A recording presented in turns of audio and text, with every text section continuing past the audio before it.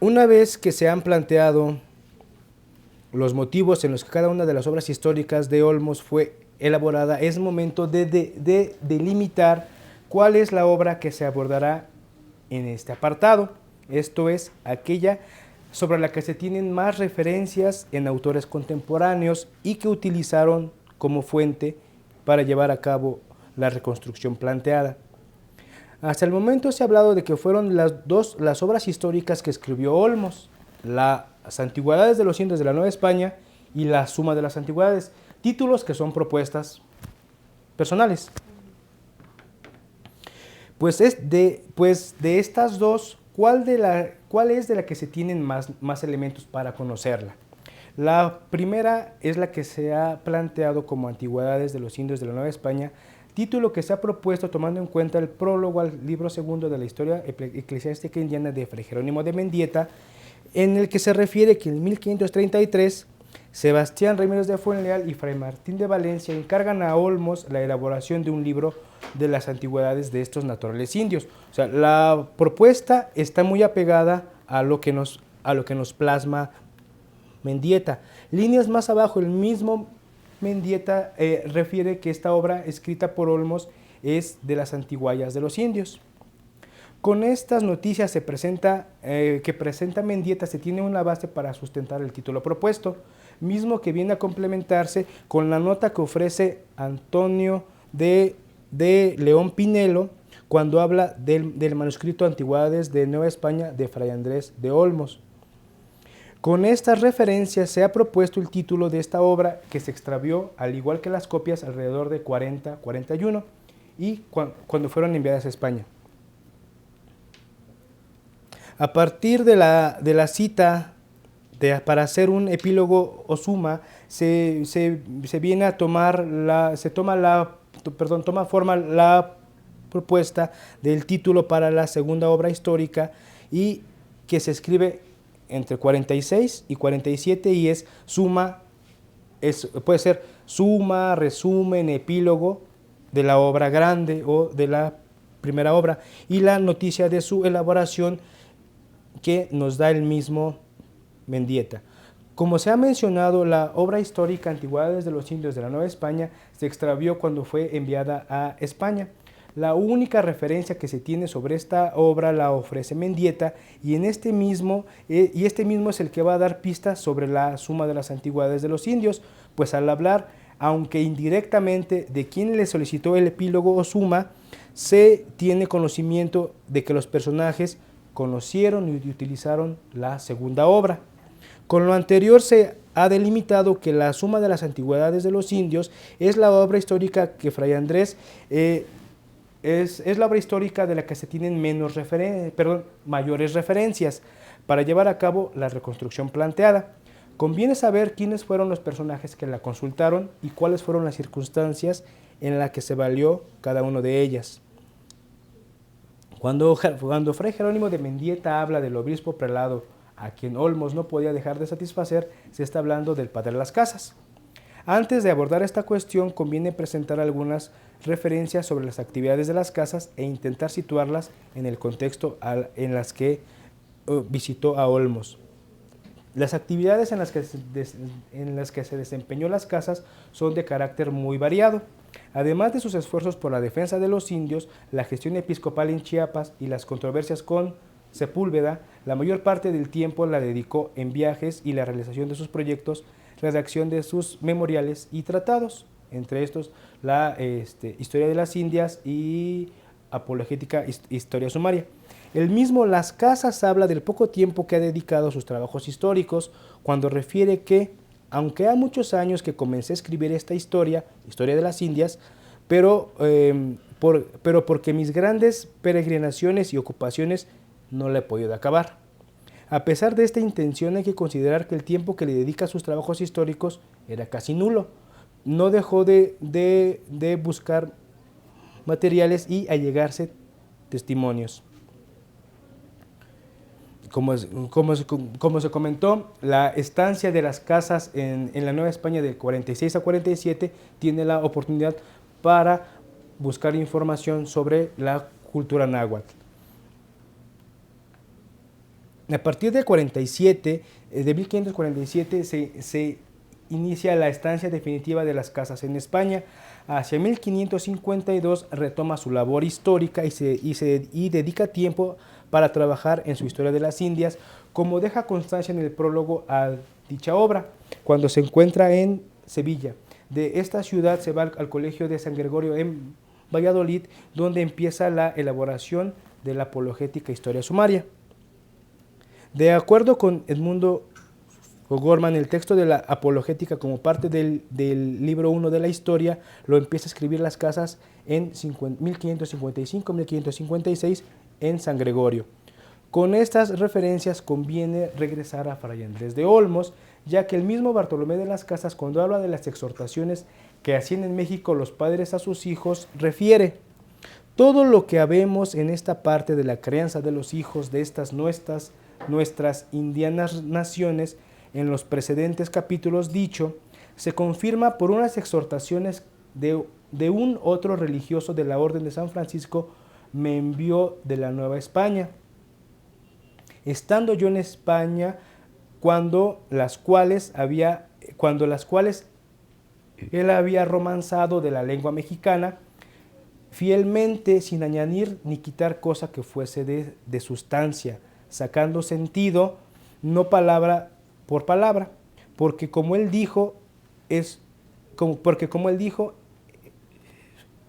en un prologuillo que a las dichas pláticas y exhortaciones hizo. O sea, está hablando de los manuscritos de Olmos. Aunque Las Casas menciona que los dichos materiales le fueron enviados por un franciscano, no dice expresamente que haya sido Olmos. Pero la confirmación de que fue el mismo Olmos quien se las envió la presenta más adelante cuando habla de él. Estas exhortaciones son las que, con otras que por abreviar dejo de hablar, me envió aquel padre religioso de San Francisco estando yo en Castilla, llamado Fray Andrés de Olmos, padre de su orden y también en la experiencia de la lengua de la Nueva España. O sea, ya él está confirmando que efectivamente fue Olmos el que le envía esos materiales. Con esto queda confirmado que el fraile que le envió las exhortaciones o Huehuetlactoli a Bartolomé de las Casas fue Olmos, cuando Las Casas se encontraba en España y en San Gregorio hacia 1555. No es fortuito proponer esta fecha para la recepción de estos materiales, ya que este mismo año el dominico, aprovechando su cercanía con la corte, escribe al Consejo de Indias para hablar a favor de la evangelización de Tampico y Tamaulipas que quiere emprender Fray Andrés de Olmos. O sea, yo te mando mis materiales y tú apóyame en la corte para poder evangelizar toda esa zona que está muy abandonada. La relación que se establece entre Olmos y Las Casas es muy cercana, ya que mientras el franciscano le suministra de los materiales para sus trabajos históricos, mediante la correspondencia que sostiene con Olmos y en la que le mantiene al tanto de las actividades que quiere emprender en Tampico, busca obtener apoyo de la corte para evangelizar esta zona. Con lo anterior, se puede demostrar que efectivamente el prelado obispo a quien no podía dejar de satisfacer Olmos y que menciona Mendieta es Fray Bartolomé de las Casas.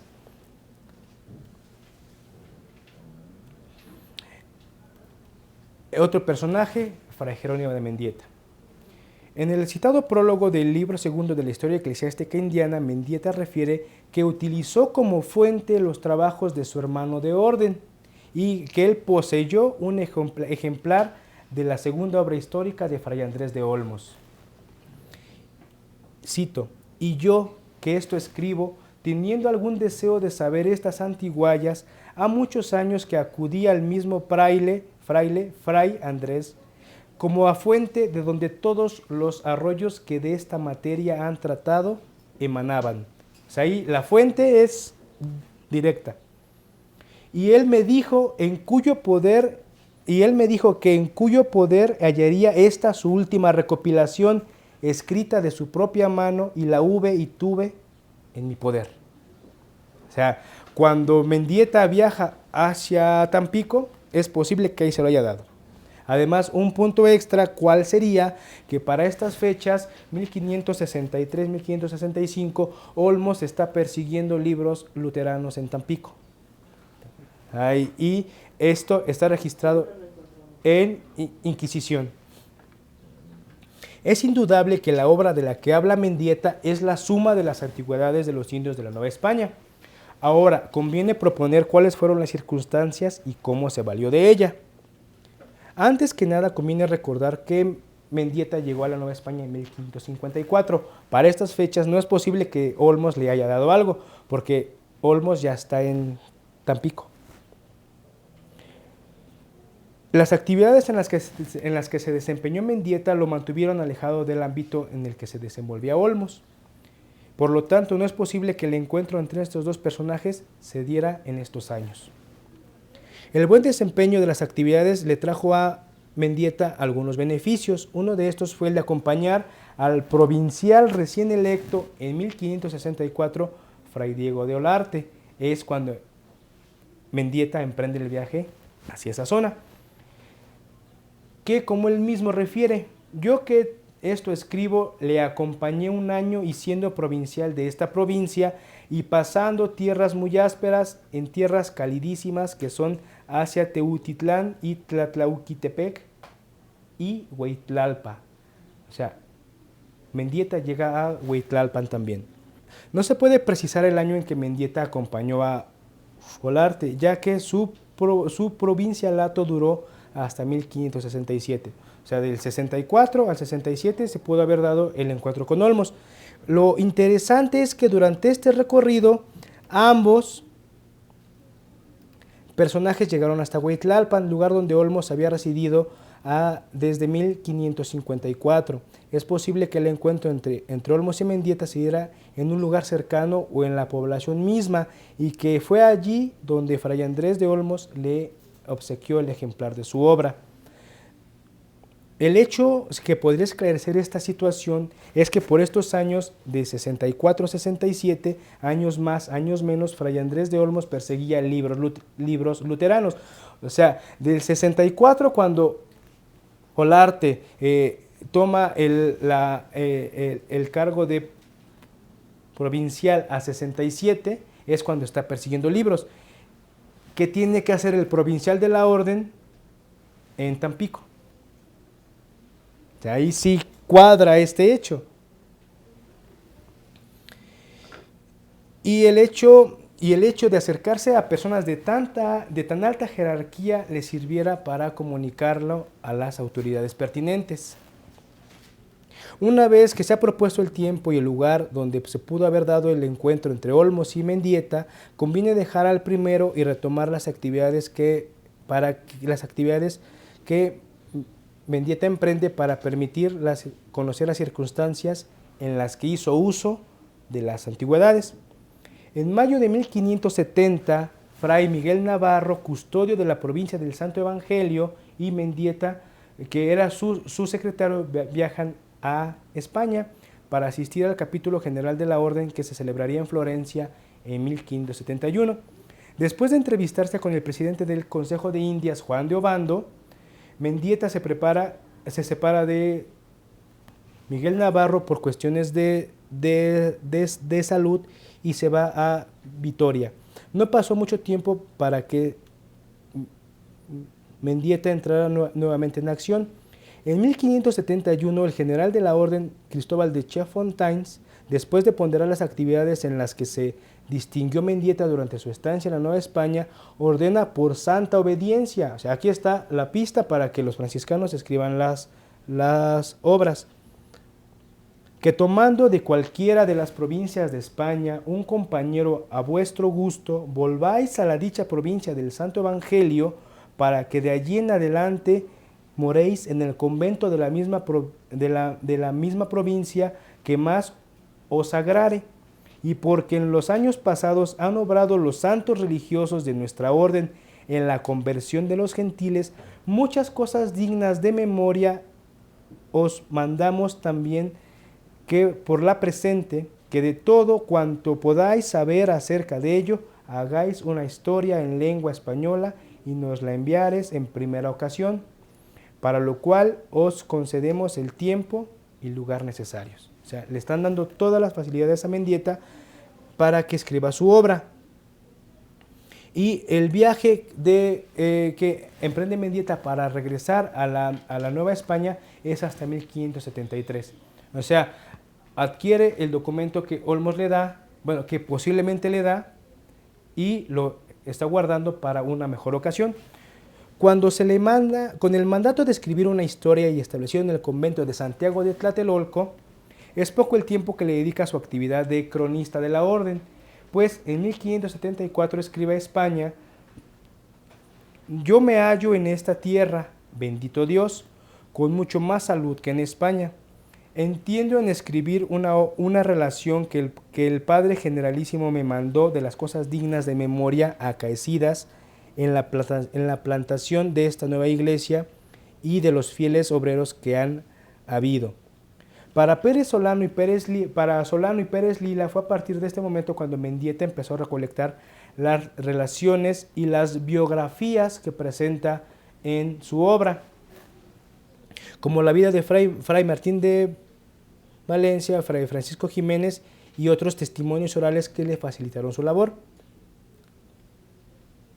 No dejan de llamar la atención las aseveraciones de Solano y Pérez Lila sobre estas primeras recopilaciones, que fueron la base para la composición del libro quinto de la historia eclesiástica indiana. O sea, ya tiene la información contenida desde años atrás. Es el momento en que la puede usar. De acuerdo con lo que se ha planteado, otra de las partes de la obra que se fue componiendo fue la que llegó a ser el libro segundo. O sea, el que tiene total correspondencia con el libro, con la obra que le facilitó Olmos. De acuerdo con lo que se ha planteado, las partes de la obra que se fue componiendo fue la que llegó a ser el libro segundo, ya lo repetí, perdón, ya que Mendieta tiene en su poder todos los materiales necesarios: la Suma de Olmos, el llamado libro perdido de Motolinía y los diversos trabajos de Bartolomé de las Casas. O sea, tiene bastantes materiales que pudo consultar en el convento de Santo Domingo para redactar esta parte de su obra. Por lo tanto, la composición de estos apartados, que en su obra fueron el libro 2 y el libro quinto, se puede ubicar en la década de los 70 de 1500 del siglo XVI. ¿Qué parte del libro quinto de la historia eclesiástica indiana hubiera estado dispuesta por estos años? Lo viene a confirmar la presencia de un agustino, Fray Antonio Osorio de San Román, que en su obra, que se titula Consuelo de Penitentes o Mesa Franca de Espirituales Manjares, presenta las vidas de Fray Martín de Valencia, Fray Andrés de Olmos y Fray Juan de San Francisco. Esta obra fue compuesta durante la estancia del autor en la Nueva España entre 1575 y 1581. Por la censura de Fray Alonso de la Veracruz, se sabe que esta obra estaba preparada para la imprenta desde 1581, ya que él está revisando por mandato del provincial agustino Fray Martín de Perea. Por otra parte, la censura del provincial Pedro Suárez de Escobar manda por santa obediencia que se imprima la obra, hecho que se confirmó con su publicación en Salamanca en 1583. ¿Qué quiere decir esto? Que Fray Antonio de San Román es el primero que está compilando las vidas de los frailes, de los santos frailes, y qué casualidad que van a ser Fray Martín de Valencia, Olmos y Fray Juan de San Francisco. Y estas tres vidas pasan a la historia eclesiástica indiana y pasan a Torquemada. La importancia de insertar en esta parte de la información la obra citada radica en que para estos años quien está trabajando la vida de los frailes franciscanos es Osorio de San Román, mismo que le va a facilitar a Mendieta los materiales para abordar su obra, quien además de contar con otros documentos, reunió diferentes testimonios de los personajes de las órdenes para su obra en 1581. De acuerdo con lo anterior, en lo que respecta a las vidas de Fray Martín de Valencia, Olmos y Fray Juan de San Francisco, se distribuyeron en 3 obras: Consuelo de Penitentes, la relación de la descripción de la provincia del Santo Evangelio que escribe Fray Pedro Oroz, y la historia eclesiástica indiana. ¿Qué tienen que ver estas 3 obras con la obra de Olmos? Pues que estos personajes son los que están consultando los materiales que está elaborando Olmos. Perdón, que elaboró Olmos. ¿Por qué? Porque este murió hacia 1571 aproximadamente. Son las fechas en las que están presentes. Ahora, la importancia que para esta reconstrucción implica el Consuelo de Penitentes es que fue la primera obra donde aparece la biografía de Fray Andrés de Olmos. No se ha encontrado otra anterior a 1581. Por eso es la importancia de insertar esta parte. Sorita. Uno de los elementos que puede destacarse en Fray Bartolomé de las Casas y Mendieta es que al hablar de la suma de las antigüedades de los indios de la Nueva España, afirman que fue el propio Fray Andrés de Olmos el que les facilitó su obra histórica. Este mismo elemento puede rastrearse en Alonso de Sorita, aunque no puede afirmarse que haya obtenido el ejemplar de propias manos de Olmos, ya que declara haber conocido y tratado a Olmos durante su estancia en la Nueva España. De esta manera, tanto en la relación de la Nueva España como en la breve y sumaria relación de los señores de la Nueva España, se encuentran testimonios de cómo el autor se valió de la obra del franciscano. En la breve y sumaria relación de los señores de la Nueva España habla de los franciscanos, no habla en ninguno de ninguno en particular. ¿Y quiénes son de los que habla? Las Navas, Motolinía, Mendieta y otro que por ahí anda suelto que no se ha podido identificar. Pero en la relación de la Nueva España sí dice: Fray Andrés de Olmos escribió tal y tal y tal y tal cosa. Entonces se puede proponer la elaboración de un índice, tanto con las obras de Mendieta, de Motolinía, Sorita, Torquemada y el otro que ahorita me acuerdo. La estancia de Sorita en la Nueva España es de 1556 a 1566. Al igual que los autores anteriores, Sorita se destacó por ser un personaje polifacético en su actuar. Además de tomar partido por la defensa de los indios contra los abusos de los españoles, ataca severamente a la encomienda y pugna por la exploración y población de territorios alejados de la capital. O sea, al tener la intención de llevar gente hacia las zonas alejadas, es donde está conociendo a Olmos. ¿Por qué? Porque Olmos desde 1554 está trabajando en todas estas zonas. Los vínculos que fue creando con personajes destacados de las distintas instituciones le trajeron numerosos beneficios. En ese sentido, se puede plantear que esta situación le trajo a Sorita la estima y apoyo de los franciscanos. Hay que recordar que para esta fecha, para estas fechas los franciscanos se ven desprotegidos por los mandatos de la corte. Circunstancia que le benefició en cuanto a la recopilación de materiales de carácter histórico que se venían elaborando por los miembros de las distintas órdenes que le sirvieron como fuentes para sus trabajos. O sea, Sorita no se basa exclusivamente en los trabajos de los franciscanos, sino en todo lo que se ha hecho. ¿Por qué? Porque tiene mandato de buscar todo lo que se ha hecho. En sus obras, la relación de la Nueva España y la breve y sumaria relación se encuentran las referencias a su labor de recopilación que llevó a cabo durante su estancia en la Nueva España. Sin menoscabo de la gran variedad de fuentes que disfrutó Sorita, solo se hará mención de los trabajos franciscanos, con la intención de rastrear las circunstancias en las que se valió de la obra de Fray Andrés de Olmos. El mismo Sorita, en el catálogo de los autores que han escrito historias de Indias o tratados algo de ellas, que precede la relación de la Nueva España, habla de Fray Andrés de Olmos. Sobre esto mismo escribió otro libro Fray Andrés de Olmos, de la misma orden, y no pude ver porque lo había enviado a España. Y aquí está otra pista de que efectivamente Olmos escribió una obra y no contaba con ella. Y no le quedó traslado de él, y después, a ruego de algunas personas, escribió una breve relación de lo que se pudo acordar, como él lo dice, y parte de ella, aunque muy poco, hube yo.